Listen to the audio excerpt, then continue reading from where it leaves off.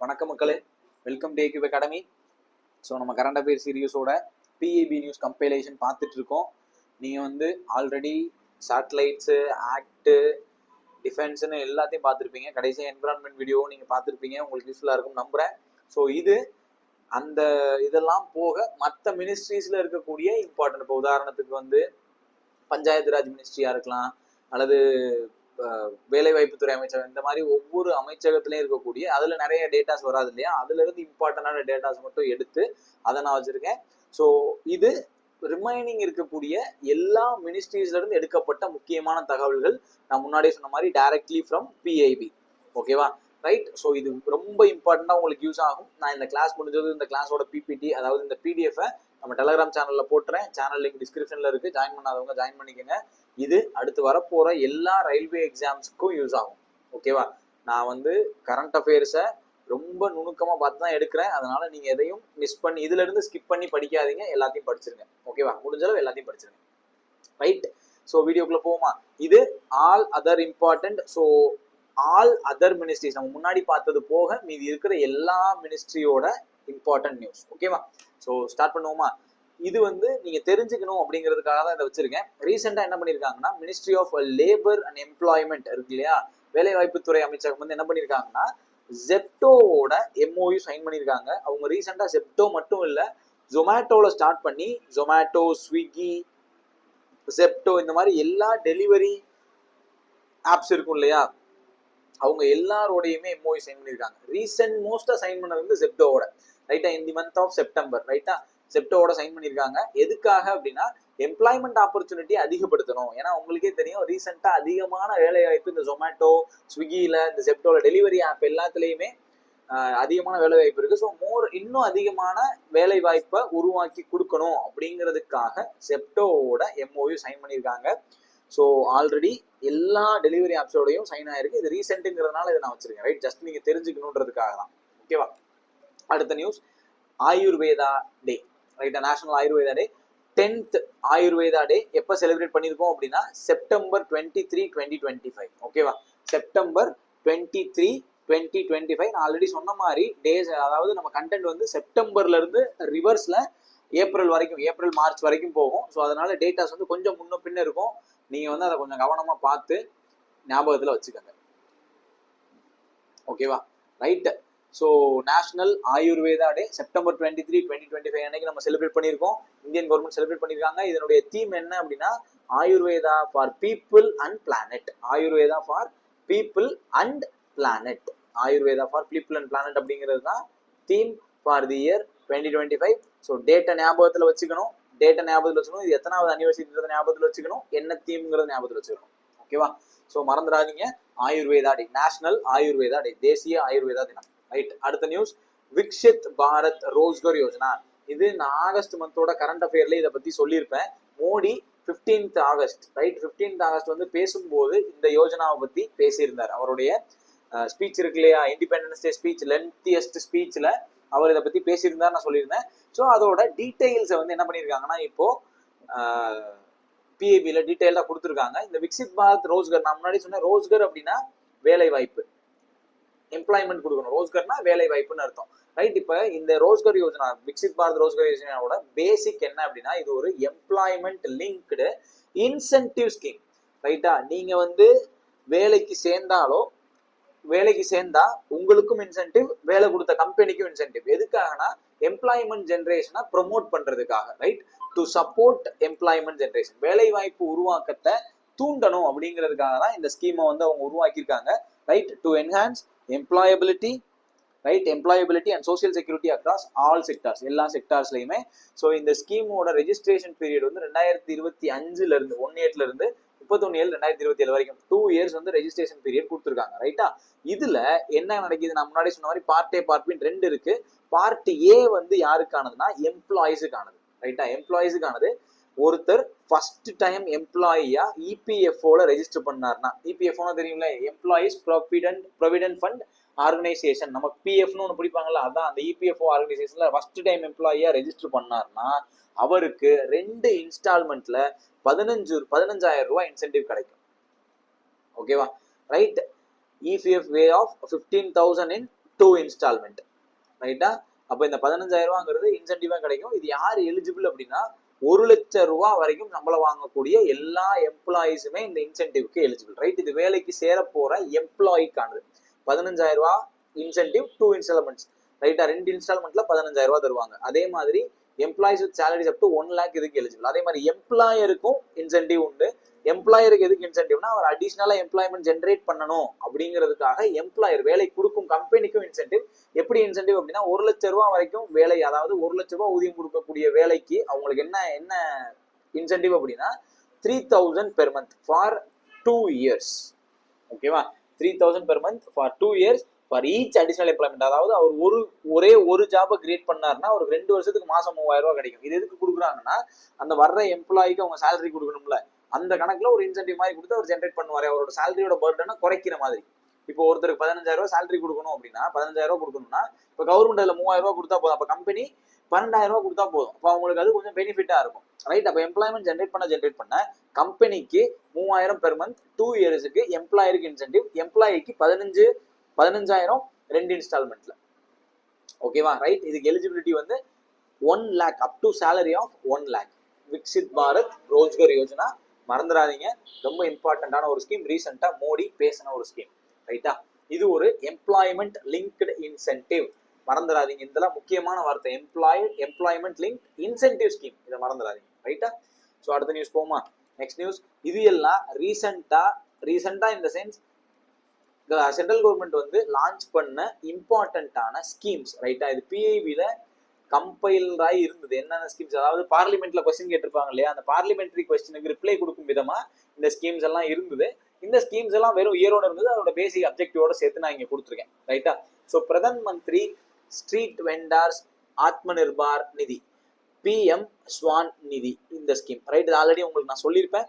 2020 launch பண்ணப்பட்ட scheme. இது யாருக்குன்னா ஸ்ட்ரீட் வெண்டார்ஸ், சாலையோர கடையில் இருக்கக்கூடிய வியாபாரிகளுக்கு ஒரு சின்ன லோன், கேபிட்டல் லோன் கொடுக்கறதுக்காக. ரைட்? மெயினா கோவிட்ல அஃபெக்ட் ஆகி தங்களோட கடைகளை திரும்ப திறக்க முடியாம இருக்கக்கூடிய ஸ்ட்ரீட் வெண்டார்ஸ்க்கு அவங்களுடைய ஒரு ஒரு ஒரு அந்த கடையை திறப்பதற்கான ஒரு பேசிக் லோன், கேபிட்டல் லோன் கொடுக்கறதுக்கான ஒரு ஸ்கீம் தான் பிஎம் ஸ்வான் நிதி. அடுத்து பிரதான் மந்திரி சுரக்ஷா பீமா யோஜனா. ஸோ பீமா அப்படின்னா அது வந்து இன்சூரன்ஸை குறிக்கும். ஓகேவா? இன்சூரன்ஸை குறிக்கும். ஸோ சுரக்ஷா பீமா யோஜனா இது ஒரு accidental death and disability insurance. ஓகேவா? இது என்னது? ஆக்சிடென்டல் டெத் அண்ட் ஆக்சிடென்ட்டுக்கான ஒரு இன்சூரன்ஸ். ஆக்சிடென்டல் டெத் ஆர் இன்ஜுரிக்கான ஒரு டிசபிலிட்டிக்கான ஒரு இன்சூரன்ஸ் பிரதான் மந்திரி சுரக்ஷா பீமா யோஜனா. அதே மாதிரி பிரதான் மந்திரி ஜீவன் ஜோதி பீமா யோஜனா. ஜீவன் அப்படின்னா உயிர். ஓகேவா? அப்போ ஆயுள் காப்பீடு. அப்போ ஜீவன்னா உயிர், பீமானா யோஜனா. அப்போ ஆயுள் காப்பீட்டுக்கான ஒரு திட்டம். இது ஒரு லைஃப் இன்சூரன்ஸ் கவர். ரைட்டா? Life insurance cover death due to any reason. எந்த காரணத்தினால இறப்பு ஏற்பட்டாலும் அதற்கான ஒரு காப்பீட்டு திட்டம் தான் பிரதான் மந்திரி ஜீவன் ஜோதி பீமா யோஜனா. ஓகேவா? அடுத்து national family benefit scheme. National family benefit scheme இது 1995 துவக்கப்பட்ட ஒரு திட்டம். இந்த ரெண்டு யோஜனாவுமே 2015. நேஷனல் ஃபேமிலி பெனிஃபிட் ஸ்கீம் வந்து இது எதுக்காகனா one time financial assistant to families living below poverty line after the death of primary breadwinner. அதாவது அந்த குடும்பத்துல பணம் ஈட்டுற வேலையில இருக்கக்கூடிய, பணம் ஈட்டக்கூடிய வேலையில இருக்கக்கூடிய குடும்ப தலைவனோ அல்லது குடும்ப தலைவியோ இறந்துட்டாங்க, அந்த குடும்பத்தினால பணம் ஈட்ட முடியாது அப்படின்னு ஒரு சிச்சுவேஷன் இருந்தா அந்த குடும்பத்துக்கு ஒன் டைம் ஃபினான்சியல் அசிஸ்டன்ஸ். ரைட்டா? ஒரு குறிப்பிட்ட தொகை ஒன் டைம் ஃபினான்சியல் அசிஸ்டன்ஸ் கொடுப்பதற்கான ஒரு திட்டம் தான் நேஷனல் ஃபேமிலி பெனிஃபிட் ஸ்கீம். ரைட்டா? இதுவும் ஒரு முக்கியமான திட்டம். அடுத்து பார்க்க போற இந்த Mahatma Gandhi national rural employment guarantee scheme ரொம்ப ரொம்ப இம்பார்ட்டன்ட். மகாத்மா காந்தி தேசிய ஊரக வேலைவாய்ப்பு திட்டம் 2006 துவக்கப்பட்டது. 100 நாள் வேலை திட்டம் அப்படின்னு அழைக்கக்கூடிய திட்டத்துக்கு பேர் தான் இந்த மகாத்மா காந்தி தேசிய ஊரக வேலைவாய்ப்பு திட்டம். 100 நாள் வேலைவாய்ப்பு திட்டம். ஓகேவா? இது வந்து 100 நாள் வேலைவாய்ப்பு. ஒரு ஆண்டுல 100 நாட்கள், குறைந்தது 100 நாட்கள் வந்து வேலை கொடுக்கணும் for every rural household. இது வந்து வில்லேஜ்ல தான் willing to do unskilled manual work. ஓகேவா? அதுக்கு ஸ்கில் எல்லாம் தேவையில்லை. அன்ஸ்கில்டு மேனுவல் ஒர்க் நீங்களே கேள்விப்பட்டிருப்பீங்க, ஊர்லாம் பார்த்துருப்பீங்க. 100 நாள் வேலை திட்டம். இது 2006 துவக்கப்பட்ட மிக முக்கியமான திட்டம். அதே மாதிரி பிரதான் மந்திரி ஆவாஸ் யோஜனா. ஆவாஸ் அப்படின்னா வீடு. ஓகேவா? அப்ப வீடு கட்டும் திட்டம் கிராமின். பிரதான் மந்திரி ஆவாஸ் யோஜனா கிராமின் 2016. ஓகே, துவக்கப்பட்ட ஆண்டு 2016. ரூரல்ல பாவர்ட்டி லைனுக்கு கீழே இருக்கக்கூடிய அல்லது ஏழை குடும்பங்களுக்கு வீடு கட்டி கொடுப்பதற்கான ஒரு உதவித்தொகை கொடுக்குற திட்டம் தான் பிரதான் மந்திரி ஆவாஸ் யோஜனா கிராமின். இதே மாதிரி பிரதான் மந்திரி ஆவாஸ் யோஜனா அர்பனும் இருக்கு. அர்பன் அப்படின்னா நகர்ப்புறத்துல இருக்கக்கூடிய ஏழை மக்களுக்கு வீடு கட்டி கொடுக்கும் திட்டம். ஓகேவா, ரெண்டுமே ஒரே ஆண்டு தான் 2016, அடுத்து வரும் பின்னாடி. அடுத்து ஆயுஷ்மான் பாரத் பிரதான் மந்திரி ஜன் ஆரோக்கிய யோஜனா. இதுலயே ஆரோக்கியம் வந்துருச்சு இல்லையா, அப்ப இது வந்து உடல்நலம் காப்பதற்கான ஒரு திட்டம். Provide health insurance cover of 5 lakh per family per year. ஒரு குடும்பத்துக்கு 5 லட்சம் வரைக்கும் காப்பீடு. ஆயுள், அதாவது இது வந்து ஹெல்த் இன்சூரன்ஸ் மருத்துவ காப்பீடு up to 5 lakh per family. ஃபேமிலியோட சைஸ் வந்து மேக்ஸிமம் 5 மெம்பர் ஃபேமிலியா இருக்கலாம். 5 மெம்பர் ஃபேமிலியா இருந்துச்சுன்னா 5 lakh rupees. ஓகேவா, இது tertiary hospitalisation for poor and vulnerable families. இது வந்து ஏழை குடும்பங்களுக்கு மட்டும்தான். ரைட்டா, கலைஞர் காப்பீட்டு திட்டம் தமிழ்நாட்டில் ஒன்று இருந்து கேள்விப்பட்டிருப்பீங்களா, அதே மாதிரி சென்ட்ரல்ல கொண்டு வரப்பட்டது தான் இந்த பிரதான் மந்திரி ஜன் ஆரோக்கிய யோஜனா. ஏழை குடும்பங்களுக்கு காப்பீட்டு திட்டம், மருத்துவ காப்பீட்டு திட்டம் 5 லட்சம் வரைக்கும் ஒரு வருஷத்துக்கு. ரைட், அடுத்து நான் ஆவாஸ் யோஜனா அர்பன் ஆல்ரெடி சொல்லிட்டேன், 2015. இது அர்பன் புவருக்கான ஒரு இன்சென்டிவ் ஸ்கீம், சப்சிடி ஸ்கீம். ரைட்டா, அடுத்து பிரதான் மந்திரி மத்ஸ்ய சம்பத யோஜனா. மத்ஸ்ய சம்பத யோஜனா இது டெவலப்மெண்ட் ஆஃப் ஃபிஷரிஸ் செக்டார், மீன்வளத்துறையை மேம்படுத்துவதற்காக உருவாக்கப்பட்ட ஒரு திட்டம். அது தொடர்பான எம்ப்ளாய்மெண்ட் ஜெனரேஷனுக்கான ஒரு திட்டம். அடுத்து பிரதான் மந்திரி கிசான் மான் தன் யோஜனா. கிசான்னா விவசாயி. ஸோ அப்போ விவசாயிக்கான ஏதோ ஒரு திட்டம். அப்போ என்ன திட்டம் அப்படின்னா, ஒரு minimum pension of 3000 per month. ஓகேவா, 60 வயதுக்கு மேற்பட்ட விவசாயிகளுக்கு, வயதான விவசாயிகளுக்கு மாதத்துக்கு 3000 பென்ஷன் கொடுக்கக்கூடிய ஒரு திட்டம் தான் பிரதான் மந்திரி கிசான் மான்தன் யோஜனா. இது 2019 துவக்கப்பட்ட திட்டம். அதே மாதிரி one nation one ration card எல்லாருமே கேள்விப்பட்டிருப்பீங்க. 2021 இம்ப்ளிமெண்ட் ஆச்சு. ஒரிஜினலா எப்போ, அதாவது பைலட் பேசிஸ்ல 2019 நடைமுறைப்படுத்தினாங்க. 21 முழுக்க முழுக்க இம்ப்ளிமெண்ட் ஆயிருச்சு. இதனுடைய நோக்கம் என்ன அப்படின்னா, ஒரு ரேஷன் கார்டை வச்சு நீங்க எந்த ஒரு கடையில வேணா பொருள் வாங்கிக்கலாம். உங்களுடைய முதல்லாம் எப்படி இருக்கும், உங்களுடைய கடையில போய் தான் வாங்க முடியும், உங்க ஏரியாவுக்கு இருக்க கடையில தான் வாங்க முடியும். இப்போ அப்படி கிடையாது. எந்த ரேஷன் கார்டை வச்சு எந்த ஊர்ல வேணா வாங்கலாம். நீங்க வேற ஸ்டேட் மாறி போயிட்டா கூட அங்க போய் வாங்கலாம். அதுக்கான எலிஜிபிலிட்டி கொடுக்குறாங்க. இது எது அண்டர்ல கொடுக்குறாங்கன்னா, NFSA national food security act, தேசிய நேஷனல் ஃபுட் செக்யூரிட்டி ஆக்ட், தேசிய உணவு பாதுகாப்பு சட்டம் 2013 அடிப்படையில தான் இந்த திட்டத்தை செயல்படுத்தணும். தேசிய உணவு பாதுகாப்பு திட்டம் அனைவருக்கும் தேவையான, அனைவருக்கும் நியாயமான உணவு போய் சேரணும் அப்படிங்கிறதா நேஷனல் ஃபுட் செக்யூரிட்டி ஆக்ட். அந்த ஆக்டோட ஒரு பேஸ் தான் இந்த ரேஷன் கார்டு, அனைவருக்குமான ரேஷன். ரைட், அது அடிப்படையில தான் இந்த ரேஷன் கார்டு அல்லது PDS பப்ளிக் டிஸ்ட்ரிபியூஷன் சிஸ்டம்னு சொல்றோம் இல்லையா, PDS வந்து செயல்படுது. ஸோ அந்த one nation one ration card வந்து 2021 இம்ப்ளிமெண்ட் ஆயிருக்கு. ஓகேவா. ஸோ அடுத்த நியூஸ், பிரதான் மந்திரி மாத்ரு வந்தன யோஜனா. மாத்ரு வந்தன யோஜனா இது எதுக்காகனா, provide financial assistance of 5000 to pregnant and lactating women. கர்ப்பமான தாய்மார்களுக்கோ அல்லது பாலூட்டும் தாய்மார்களுக்கோ ஒரு ஒரு உதவித்தொகை, ஃபினான்சியல் அசிஸ்டன்ட் ஆஃப் 5000. ரைட், அவங்களுடைய ஹெல்த்தையும் நியூட்ரிஷனையும் பாதுகாத்துக் கொள்வதற்காக, வேஜ் லாஸ் ஏற்படக்கூடாது அப்படின்றதுக்காக 5000 ரூபாய் உதவித்தொகை கொடுக்கக்கூடிய ஒரு திட்டம் தான் பிரதான் மந்திரி மாத்ரு வந்தன யோஜனா 2017.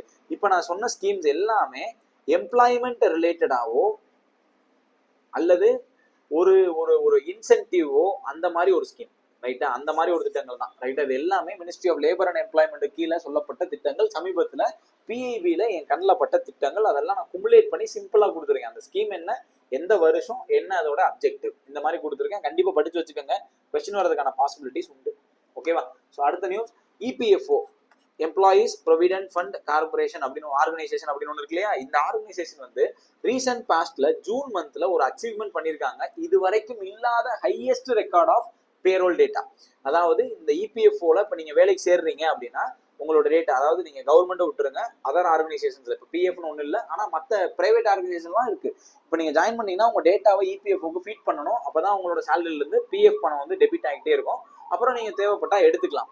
ரைட், அந்த EPFOல ஹையஸ்ட் ரெக்கார்டு, ரைட், இது வரைக்கும் இல்லாத அளவுக்கு ரெக்கார்டு வந்து ஜூன் மந்த்ல நடந்திருக்கு. எந்த மந்த்ல நடந்திருக்கு, ஜூன் மந்த்ல கிட்டத்தட்ட 21,89,000 பேர், 21.89 lakh மெம்பர்ஸ் வந்து EPFOல ரெஜிஸ்டர் பண்ணிருக்காங்க. ஓகேவா. சின்ஸ் 2018 2018 இருந்து இன்னைக்கு வரைக்கும் இருக்கிறதுல ஹையஸ்ட் வந்து ஜூன் 2025 தான். ஓகேவா. நீங்க அதோட ப்ரீவியஸ் மந்தான மேயோட கம்பேர் பண்ணா கூட கிட்டத்தட்ட 9.14% அதிகம். அப்போ எந்த மந்த்ல அதிகம் அப்படின்னா ஜூன்ல 21.89 லட்சம் மெம்பர்ஸ் புதுசா EPFOல ரெஜிஸ்டர் பண்ணிருக்காங்க. Highest ever from 2018. ஓகேவா. அடுத்த news eShram portal. So eShram portal ஒரு பழைய போர்ட்டல் தான், லேபர் அண்ட் எம்ப்ளாய்மெண்ட்ல லான்ச் பண்ண பழைய போர்ட்டல் தான் இது. 26 ஆகஸ்ட் 2021 துவக்கி வைக்கப்பட்ட ஒரு போர்ட்டல். ரைட், இது யாருக்காக அப்படின்னா national data base of unorganised workers. Unorganised ஒர்க்கர்ஸ்னா யாரு? அன்ஆர்கனைஸ்ட் செக்டார்ஸ் இருக்கு இல்லையா, அதாவது அரசாங்கத்தால அது எப்படி சொல்றது, அரசாங்கத்துல பதிவு பெறாத சின்ன சின்ன கடைகளோ சின்ன சின்ன ஒர்க் ஷாப்ஸோ அந்த மாதிரி இருக்குல்ல, அவங்களாம் அன்ஆர்கனைஸ்ட் ஒர்க்கர்ஸ். அவங்களோட டேட்டாவை கலெக்ட் பண்றதுக்காக துவக்கப்பட்டது தான் இந்த eShram portal under ministry of labour and employment. Right, அந்த போர்ட்டலோட நோக்கம் என்ன? அன்ஆர்கனைஸ்ட் ஒர்க்கர்ஸை அவங்களோட டேட்டா பேஸை கலெக்ட் பண்ணணுன்றது தான். இதுல நீங்க ரெஜிஸ்டர் பண்ணீங்கன்னா உங்களுக்கு யூனிவர்சல் அக்கௌண்ட் நம்பர் UAN அப்படின்னு ஒண்ணு கிடைக்கும். அன்ஆர்கனைஸ்ட் ஒர்க்கர்ஸ்க்கு இந்த UAN கிடைக்கும். இந்த UAN வச்சு நீங்க பேங்க் லோன் வாங்குறதோ அல்லது கடன் வாங்குறதோ அந்த மாதிரி விஷயங்களுக்கு இந்த UAN பயன்படுத்திக்கலாம். யூனிவர்சல் அக்கௌண்ட் நம்பர் அப்படிங்கிறது தான் இதனுடைய டெஃபினிஷன். ரைட், இது எந்த போர்ட்டல்ல? EShram portal under department of labour and employment. ஓகேவா. அடுத்த news 11th BRICS labour and employment ministers meeting. Okay, BRICS labour and employment minister meeting already இதே மாதிரி ஒன்று பார்த்துருப்போம். பிரிக்ஸ் என்விரான்மெண்ட் மினிஸ்டர் மீட்டிங் அது எங்க நடந்துச்சோ சேம் பிளேஸ்ல தான் இதுவும் நடந்திருக்கு. பிரேசில். ரைட்டா, பிரேசில்ல தான் நடந்திருக்கு. பிரேசில்ல தான் நடந்திருக்கு. ஃப்ரம் 25th April to 2025 இந்த மினிஸ்டர்ஸ் மீட்டிங் என்ன தீம்ல அல்லது என்ன பேசிஸ்ல நடந்துச்சு அப்படின்னா strengthening the cooperation of global south for more inclusive and sustainable governance. நான் முன்னாடியே சொல்லியிருப்பேன்னு நினைக்கிறேன். உங்களோட ஆப்ஷன்ல sustainable governance, sustainable development, sustainable improvement அந்த மாதிரி சஸ்டைனபிள்ன்ற வார்த்தை இருந்ததுன்னா it is the most relevant ஆன்சரா இருக்கிறதுக்கு வாய்ப்பு இருக்கு. நீங்க ரீசெண்டா பாத்தீங்கன்னா இது இருக்கிறதுக்கு வாய்ப்பு நிறைய இருக்கு. உங்களுக்கு ஒருவேளை தெரியல அப்படின்னா நீங்க அட்டன் பண்ணியே ஆகணும்னா அந்த சஸ்டைனபிள் இருக்கிறத நீங்க ஆன்சரா சூஸ் பண்ணலாம். கரெக்டா ஆகிறதுக்கு வாய்ப்பு இருக்கு. நாலுலயுமே இருந்தா என்ன சார் செய்யறதுன்னு கேட்காதீங்க, ஏதாவது ஒன்று போட்டுவாங்க. ஓகே, இல்லைன்னா அந்த ஸ்பெஷனை ஸ்கிப் பண்ணிடுறது பெட்டர். நான் முன்னாடி சொல்லியிருக்கேன்ல, உங்களுக்கு நீங்க ஆசிலேட் ஆனீங்கன்னா ஸ்கிப் பண்ணிடுறது பெட்டர். அதுதான் நல்லது, நெகட்டிவ்ல போயிடும் இல்லைன்னா. அதனால கவனமா இருங்க. So BRICS labours employment ministers meeting Brazil already environment minister மீட்டிங்கும் அங்கதான் நடந்துச்சுன்னு நான் சொல்லிட்டேன். ஓகேவா. Next news national governance award, மின் ஆளுகை விருதுகள் ரீசெண்டா கொடுத்துருக்காங்க. இதே மாதிரி நான் வந்து என்விரான்மெண்ட் கிளாஸ்ல ஏர் குவாலிட்டி இண்டெக்ஸ் அவார்ட் சொல்லியிருப்பேன். அதே தான் இங்கேயும். இது வந்து governance award under ministry of panchayat ministry இருக்கு இல்லையா, பஞ்சாயத்து ராஜ் அமைச்சகம் இல்லையா, பஞ்சாயத்து மினிஸ்ட்ரி தான் இந்த அவார்ட்ஸ் எல்லாம் கொடுத்துருக்காங்க. எங்க கொடுத்துருக்காங்க அப்படின்னா நேஷனல் கான்ஃபரன்ஸ் ஆன் கவர்னன்ஸ், தேசிய மின் ஆளுகை மாநாடு எங்க நடந்திருக்கு? Visakhapatnam, Andhra Pradesh. Okay, 28th national conference on governance Visakhapatnam, Andhra Pradesh நடந்திருக்கு. இதுல 3 விருதுகள் கொடுத்துருக்காங்க. ஒன்னு கோல்டன் அவார்டு, இன்னொன்னு சில்வர் அவார்டு, அப்புறம் 2 ஜூரி அவார்டு கொடுத்துருக்காங்க. ஸோ கோல்டன் அவார்டு யாரு கொடுத்துருக்காங்க அப்படின்னா ரோஹிணி கிராம் பஞ்சாயத். ரோஹிணி அப்படிங்கக்கூடிய கிராம் பஞ்சாயத் மகாராஷ்டிராவில் தூலே டிஸ்ட்ரிக்ட்ல இருக்கக்கூடிய ரோஹிணி கிராம் பஞ்சாயத்துக்கு கோல்டன் அவார்டு. சில்வர் அவார்டு யாரு கொடுத்துருக்காங்கன்னா திரிபுரால இருக்கக்கூடிய வெஸ்ட் மஜ்லிஸ்பூர் அப்படிங்கிற கிராம் பஞ்சாயத்து கொடுத்துருக்காங்க. அப்போ மகாராஷ்டிரால இருக்கக்கூடிய ரோஹிணி கிராம் பஞ்சாயத்துக்கு கோல்டன் அவார்டு, திரிபுரால இருக்கக்கூடிய வெஸ்ட் மஜ்லிஸ்பூர் கிராம் பஞ்சாயத்துக்கு சில்வர் அவார்டு. அதே மாதிரி 2 ஸ்பெஷல் ஜூரி அவார்டு கொடுத்துருக்காங்க. ஒன்னு வந்து குஜராத்ல இருக்கக்கூடிய பல்சனா கிராம் பஞ்சாயத், இன்னொன்னு ஒடிசால இருக்கக்கூடிய சவுகதி கிராம் பஞ்சாயத். ஓகே, குஜராத்ல இருக்கக்கூடிய பல்சனாக்கும் ஒடிசால இருக்கக்கூடிய சவுகதிக்கும் ஸ்பெஷல் ஜூரி அவார்டு கொடுத்துருக்காங்க. அப்போ golden award Rohini panchayat Maharashtra, silver award Majlispur gram panchayat Tripura, jury award Palsana gram panchayat Gujarat, அதே மாதிரி சவுகதி கிராம் பஞ்சாயத் ஒடிசா. மறந்துடாதீங்க, ரொம்ப ரொம்ப important. Under ministry of Panchayat Raj. ஓகேவா. நேஷனல் கவர்னன்ஸ் அவார்ட்ஸ் எங்க கொடுத்துருக்காங்க? விசாகப்பட்டினம்ல நடந்த நேஷனல் கான்ஃபரன்ஸ் ஆன் கவர்னன்ஸ்ல இந்த விருதுகள் எல்லாம் கொடுத்துருக்காங்க. ஓகேவா. ரைட், நெக்ஸ்ட் நியூஸ் மேரி பஞ்சாயத். மேரி பஞ்சாயத் அப்படிங்கிறது ஒரு மொபைல் அப்ளிகேஷன். ரைட், என்னுடைய பஞ்சாயத்து எப்படி இருக்கு அப்படிங்கறத தெரிஞ்சுக்கிறதுக்கான ஒரு மொபைல் அப்ளிகேஷன். இது ஏன் ரீசெண்டா நியூஸ்ல இருந்துச்சுன்னா சமீபத்துல world summit on information society அப்படின்னு ஒரு meeting. Right, world summit on information society எங்க நடந்துச்சுன்னா ஜெனீவா சுவிட்சர்லாந்துல ஜூலை மாசம் நடந்துச்சு. ஓகேவா. World summit on information society Geneva சுவிட்சர்லாந்துல நடந்துச்சு. அந்த மீட்டிங்ல 2025க்கான சாம்பியன் அவார்டை இந்த மொபைல் அப்ளிகேஷன் வாங்கியிருக்கு. ஓகே, அந்த பிரைஸை வாங்கியிருக்கு. அதனால இந்த mobile application important. Meri Panchayat என்ன award? World summit on the information society Geneva சுவிட்சர்லாந்துல நடந்த சம்மிட்ல சாம்பியன் அவார்டு அப்படின்ற அவார்டை வாங்கின மொபைல் அப்ளிகேஷன் பேர் என்னது? மேரி பஞ்சாயத். ஓகேவா. ரைட், ஸோ அடுத்த நியூஸ் போமா. Right, next news world bank land conference. World bank land conference, right? இது எங்க நடந்துச்சு? இதுலயும் ஒரு முக்கியமான ஸ்கீமை பத்தி அங்க பேசியிருக்காங்க. ஸோ இது ஃபர்ஸ்ட் எங்க நடந்துச்சுன்னு தெரிஞ்சுப்போம். World bank land conference, Washington DC, America. So யூஎஸ்ஏல தான் நடந்திருக்கு, வாஷிங்டன் டிசி, அமெரிக்கா. இதுல என்ன முக்கியம் அப்படின்னா, இதுல இந்தியாவோட ஸ்வமித்வா அப்படிங்கிற ஸ்கீமை பத்தி பேசியிருக்காங்க. ஸ்வமித்வா அப்படின்ற ஸ்கீமை பத்தி அதுல பேசியிருக்காங்க. ஸ்வமித்வா ஸ்கீம் அப்படிங்கிறது என்னன்னா, ஒரு ப்ராப்பர்ட்டி சர்வே ப்ரோக்ராம், நில அளவைக்கான ஒரு திட்டம். ஓகேவா? எப்ப துவக்கப்பட்டது? 2021. நிலங்களை சரியா அளந்து எந்த விதமான லேண்ட் டிஸ்பியூட்டும் வராத அளவுக்கு கொண்டு வரணும் அப்படிங்கிறதுக்காக துவக்கப்பட்டது அந்த Swamitva scheme. Swamitva property survey program launched in 2021, right? அப்ப ரீசெண்டா நடந்த இந்த வேர்ல்டு பேங்க் லேண்ட் கான்ஃபரன்ஸ்ல இந்த ஸ்கீமை பத்தி, இந்த இனிஷியேட்டிவை பத்தி பேசியிருக்காங்க, ரைட்? நான் இங்க சொன்னேன் இல்லையா, இந்த மேரி பஞ்சாயத்தை பத்தி எப்படி அங்க இன்ஃபர்மேஷன் சொசைட்டி சமிட்ல பேசினாங்களோ அதே மாதிரி லேண்ட் கான்ஃபரன்ஸ் ஸ்வமித்வா பத்தி பேசியிருக்காங்க. ஸோ ஸ்வமித்வா அப்படின்னா என்னன்னு தெரிஞ்சு வச்சுக்கோங்க, ரைட்? அடுத்த நியூஸ், இந்தியன் ரயில்வேஸும் ஸ்டேட் பேங்க் ஆஃப் இந்தியாவும் எம்ஓயு சைன் பண்ணியிருக்காங்க. எதுக்காக அப்படின்னா, சேலரி பேக்கேஜ் அக்கௌண்ட்டுக்காக, right? Salary package account open பண்ணுவது மூலமா எஸ்பிஐ நிறைய ஆஃபர்ஸை ரயில்வே எம்ப்ளாயிஸுக்கு கொடுத்துட்டு இருக்கு. இதெல்லாம் கேட்கறதுக்கான வாய்ப்பு இருக்கு. இந்தியன் ரயில்வேஸ் ரீசெண்டா எந்த பேங்கோட எம்ஓயு சைன் பண்ணாங்க அப்படின்னா, எஸ்பிஐயோட சைன் பண்ணியிருக்காங்க. ஓகேவா? ஃபார் எஸ்பிஐ உங்களுக்கு தெரியும், லார்ஜஸ்ட் பப்ளிக் செக்டர் பேங்க், அது தெரியும். இதுல எதுக்கு முக்கியமான என்ன முக்கியத்துவம் அப்படின்னா, இன்சூரன்ஸ் கவரேஜ் கொடுக்குறாங்க. எம்ப்ளாயிஸ் எல்லாத்துக்கும் இன்சூரன்ஸ் கவரேஜ் கொடுக்குறாங்க. யார் யாரெல்லாம் எஸ்பிஐல போய் சேலரி அக்கௌண்ட் ஓபன் பண்றாங்களோ அவங்களுக்கு insurance coverage. Accidental death, in case of accidental death the insurance benefit has been increase to 1 crore, right? இந்த மாதிரி நிறைய பெனிஃபிட்ஸ் இருக்கு. நீங்களும் ரயில்வேல வேலை சேர்ந்ததுக்கு அப்புறம் எஸ்பிஐல போய் என்ன பண்ணிக்கோங்க, சேலரி அக்கௌண்ட் ஓபன் பண்ணிக்கோங்க. நிறைய ஆஃபர்ஸ் உண்டு, ரைட்? அதுக்கு முதல்ல நல்லா படிக்கணும், நல்லா படிங்க, ரைட்?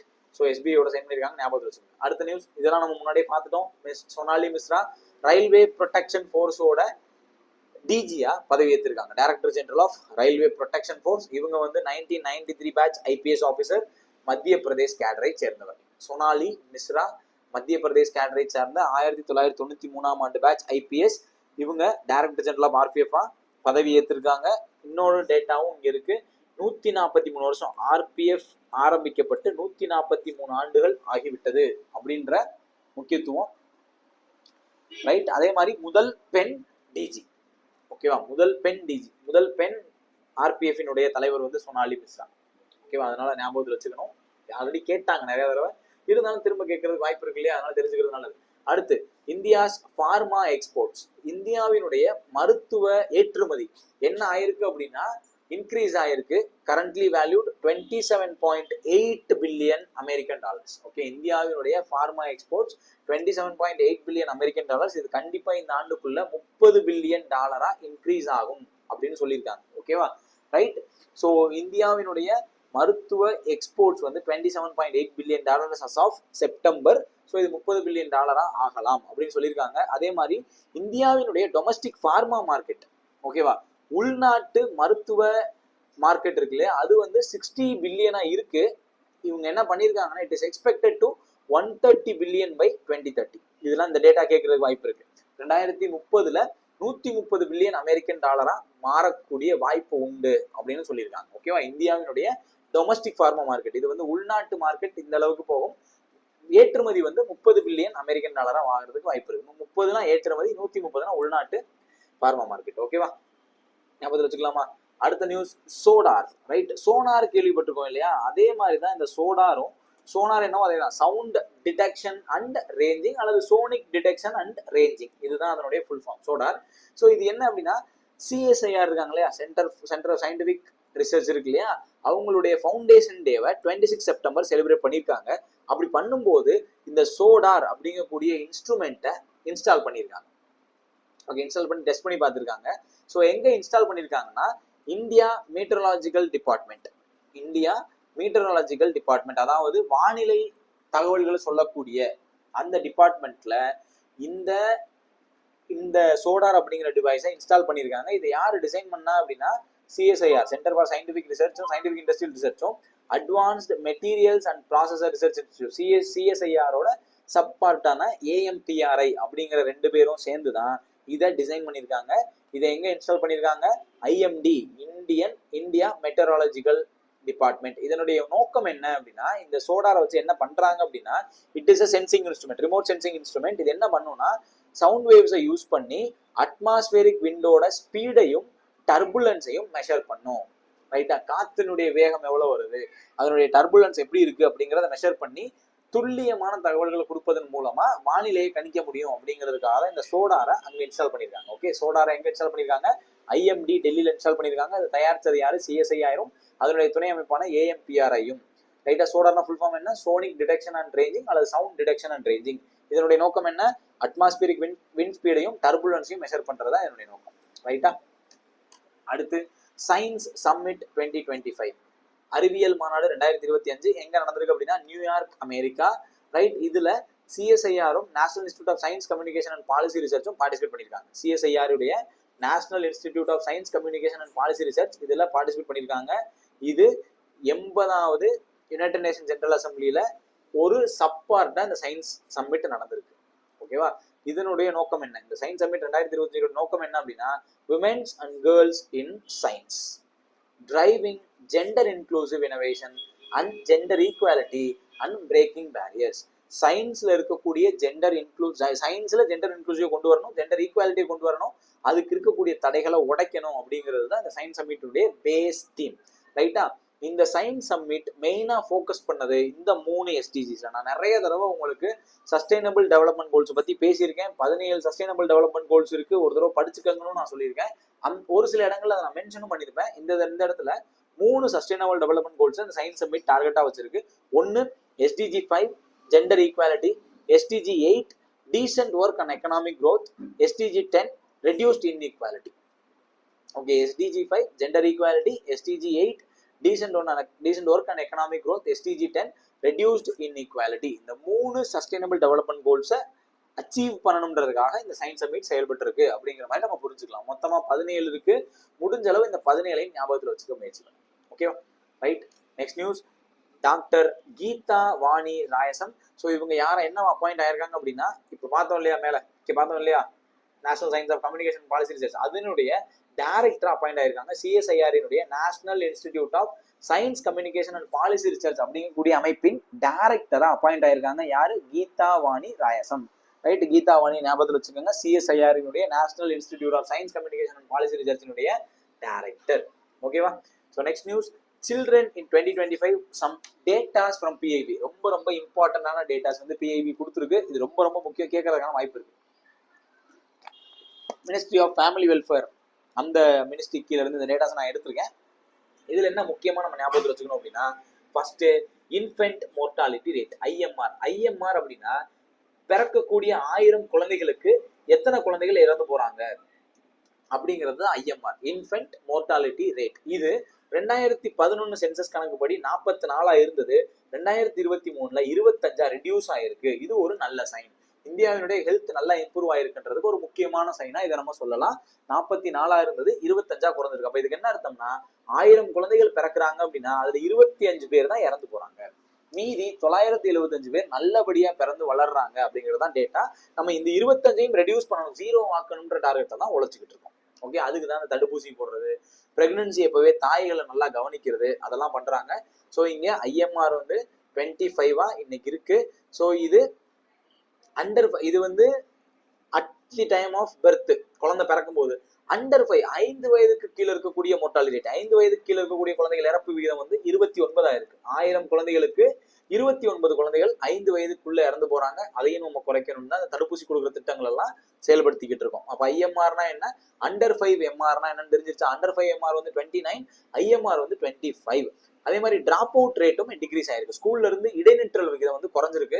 2022-23 13.8 இருந்தது. 100 குழந்தைகளுக்கு 13.8 குழந்தைகள், 14 குழந்தைகள் டிராப் அவுட் ஆன இடத்துல இப்போ அது 8 ரெடியூஸ் ஆயிருக்கு. இதுவும் ஒரு நல்ல சைன். அதே மாதிரி பர்த் ரேட்ல டிகிரீஸ் இருக்கு. இது நல்ல சைனா அப்படின்னா, இது இன்னைக்கு இருக்கிற நிலைமையில கொஞ்சம் சிக்கல் தான். ஓகேவா, ஏன்னா நீங்க பேப்பர்லாம் படிச்சிருந்தீங்கன்னா உங்களுக்கு தெரிஞ்சிருப்பீங்க, இந்தியாவில இன்னும் கொஞ்ச நாள் கழிச்சு முதியவர்கள் எண்ணிக்கை வந்து ரொம்ப அதிகமாயிரும். அது நாட்டுக்கு பேர்டன். நமக்கு வந்து இளைஞர்கள் இருக்கும்போது தான் நாடு வளரும், முதியவர்கள் இருக்கும்போது நாடு வளராது அப்படின்னு சொல்லுவாங்களே. இப்ப சைனா வந்து அந்த பிளேஸ் அட்டைன் பண்ணியிருக்கு. அதனால சைனால என்ன சொல்லியிருக்காங்கன்னா, குழந்தை பிறக்கிறத தூண்டணும் அப்படிங்கிறதுக்காக குழந்தை பெற்றுக்கிட்டா நாங்க வந்து இன்சென்டிவ்ஸ் தரோம், உங்களுக்கு சலுகைகள் தரோம்லாம் சொல்லிட்டு இருக்காங்க. இந்தியாவும் அந்த நிலைமை நோக்கி போய்கிட்டு இருக்கு. ஆனா பர்த் ரேட் என்ன ஆயிருக்குன்னா டிகிரீஸ் ஆயிருக்கு. கிட்டத்தட்ட 2023 22 23 டேட்டாவை கம்பேர் பண்ணும்போது பர்த் ரேட் வந்து 18.4 தான். ஓகேவா, 18.4 என்னன்னா ஆவரேஜ், ரைட்? 1000க்கு 18.4. இதுல ரூரல்ல தான் எப்பயுமே ஹையா இருக்கும். கிராமப்புறங்கள்ல எப்பயுமே பிறப்பு விகிதம் அதிகம் தான் 20, நகரங்கள்ல 14.9. கம்பேர் பண்ணி பாருங்களேன். இப்ப ரூரலுக்கும் அர்பனுக்கும் எவ்வளவு டிஃபரன்ஸ் இருக்குன்னு பாருங்க, ரைட்? அர்பன்ல இருக்கிற யாருமே குழந்தை பெற்றுக்க விருப்பப்படுறதே இல்லை, right? Because of that education, கல்வி அதிகமாயிட்டதுனால அங்க குழந்தை பிறப்பு விகிதம் வந்து கம்மியா இருக்கு. கிராமப்புறங்கள் அது இன்னும் இல்லை, அதனால அங்க அதிகமா இருக்கு. அங்க குறையிறதுக்கு வாய்ப்பும் கம்மி தான், ரைட்? இருந்தாலும் இந்த பர்த் ரேட் ரெடியூஸ் அப்படிங்கிறது நாட்டுக்கு ஒரு வகையில டிஸ்அட்வான்டேஜ் தான், ரைட்? இது டிக்ரீசிங் ட்ரெண்ட் தான். இதை சீக்கிரமா கவர்மெண்ட், சைனா மாதிரி இந்தியன் கவர்மெண்ட்டும் அதை அத்தியப்படுத்துறதுக்கு வேலைகள் ஆரம்பிப்பாங்க, ரைட்டா? ரைட். அடுத்து percentage of women age 20 to 24 years, 20 முதல் 24 வயதுக்கு உட்பட்ட பெண்கள் 18 வயதுக்கு முன்பாகவே திருமணமான விகிதம் இருக்கு இல்லையா? இன்னைக்கு வந்து இந்தியாவுல மினிமம் 18 வயசு இருக்கணும், அது 21 உயர்த்துறதுக்கு பிளான் பண்ணிக்கிட்டு இருக்காங்க. ஆனா கிட்டத்தட்ட 26.8 பெண்கள், 100க்கு 26 பெண்கள் வந்து அப்படி இருந்தது, இப்ப 23.3 ரெடியூஸ் ஆயிருக்கு. 18 வயதுக்கு முன்பாக திருமணமான பெண்களினுடைய எண்ணிக்கை ரெடியூஸ் ஆயிருக்கு, ரைட்டா? அதே மாதிரி சில்ட்ரன் அடாப்ஷன் அப்படிங்கிறதும் இன்க்ரீஸ் ஆயிருக்கு. குழந்தைகளை தத்தெடுத்தல் அப்படிங்கிறது இன்க்ரீஸ் ஆயிருக்கு. 2017-18ல 3927 இருந்தது, 4515 இன்க்ரீஸ் ஆயிருக்கு. இது ஒரு நல்ல சைன், ஓகேவா? ரைட். பர்த் ரேட்டை தவிர மீது எல்லாமே நல்ல சைன் தான். பர்த் ரேட் மட்டும் ரெடியூஸ் ஆகுறது நல்ல சைன் இல்லை இன்னைக்கு இருக்கிற சிச்சுவேஷன்ல, அது மேபி சேஞ்ச் ஆகலாம். ஸோ இது எல்லாமே மோஸ்ட் ரீசெண்ட் டேட்டா. நீங்க வந்து சென்சஸ் 2011 படிச்சிருப்பீங்க இல்லையா? 2011 இதுல இருந்து நிறைய கேள்வி கேட்டிருந்தாங்க. இதுல இந்த டேட்டாஸ் அப்டேட் பண்ணி வச்சுக்கோங்க, இப்ப ரீசெண்டா கேட்கறதுக்கு வாய்ப்பு இருக்கு, ஓகேவா? Right. Next news, periodic labour force survey. இது சும்மா ஒரு ரீட் மட்டும் பண்ணிக்கங்க. இது வந்து அஸ் ஆஃப் ஆகஸ்ட், செப்டம்பருக்கு இன்னும் டேட்டா வரல. செப்டம்பருக்கு வந்துச்சுன்னா இது கண்டிப்பா சேஞ்ச் ஆகும், இதுல இருக்கிறது எல்லாம் சேஞ்ச் ஆகும். அதனால ஜஸ்ட் ஒரு ரீட், அவ்வளவுதான், ஓகேவா? இது பெருசால இம்பார்ட்டன்ட் இல்லை. PM ஜன் மன் திட்டம், பிரதான் மந்திரி ஜன்ஜாதி ஆதிவாசி நியாய மகா அபியான். பிரதான் மந்திரி ஜன்ஜாதி ஆதிவாசி நியாய மகா அபியான். இது என்ன அப்படின்னா ஒரு கவர்மெண்ட் ஆஃப் இந்தியாவில் துவக்கப்பட்ட ஒரு welfare scheme for particularly for vulnerable tribal groups, மிகவும் பாதிக்கப்பட்ட பழங்குடியின மக்களுக்காக நலத்திட்ட உதவிகள் வழங்குவதற்காக துவக்கப்பட்டதான் பிரதான் மந்திரி ஜன்மன். ஜன்மன்னா என்ன? Janjati Adivasi Nyaya Maha Abhiyan for vulnerable tribal people in India to ensuring comprehensive development and welfare of vulnerable tribal groups, ஓகேவா? பிரதான் மந்திரி ஜன்மன் யாருக்காக?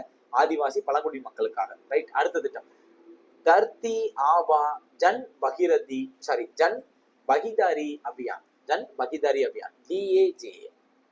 இது யார் லான்ச் பண்ணியிருக்கா? Ministry of tribal affairs launch பண்ணியிருக்காங்க. எதுக்காகனா இது largest ever tribal empowerment campaign.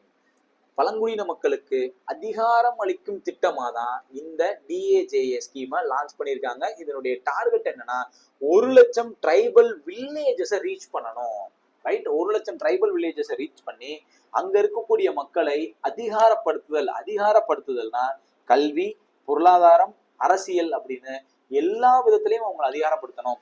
கிட்டத்தட்ட 1,00,000 ட்ரைபல் வில்லேஜஸ்ல நம்ம இதை பண்ணணும் அப்படிங்கிறதுக்காக இந்த திட்டத்தை ஆரம்பிச்சு வச்சிருக்காங்க. தார்த்தி ஆபா ஜன் பகிதாரி அபியான். யாரு? ட்ரைபல் மினிஸ்ட்ரி, ஞாபகத்தில் வச்சுக்கோங்க, ஓகேவா? ஸோ இதோட அதர் டிபார்ட்மெண்ட்ஸ், நான் வந்து நிறைய டிபார்ட்மெண்ட்ஸை கம்பைல் பண்ணி தான் இந்த டேட்டா கொடுத்துருக்கேன். இதுக்கு அடுத்து ஸ்போர்ட்ஸ் அண்ட் அஃபேர்ஸ் இருக்கு, அதுவும் அடுத்த வீடியோவில் வந்துடும். ஸோ இது வரைக்கும் நான் சொன்னது எல்லாமே ரொம்ப முக்கியமான யூஸ்ஃபுல்லான டேட்டாஸ் தான். ஃபுல்லாக பாருங்க, நோட்ஸ் எடுத்து வச்சுக்கோங்க, நல்லா ரிவைஸ் பண்ணுங்க. 100% எக்ஸாமுக்கு யூஸ் ஆகும், ஓகேவா? ஸோ கீப் சப்போர்ட்டிங், கீப் வாட்சிங். All the best. தேங்க்யூ.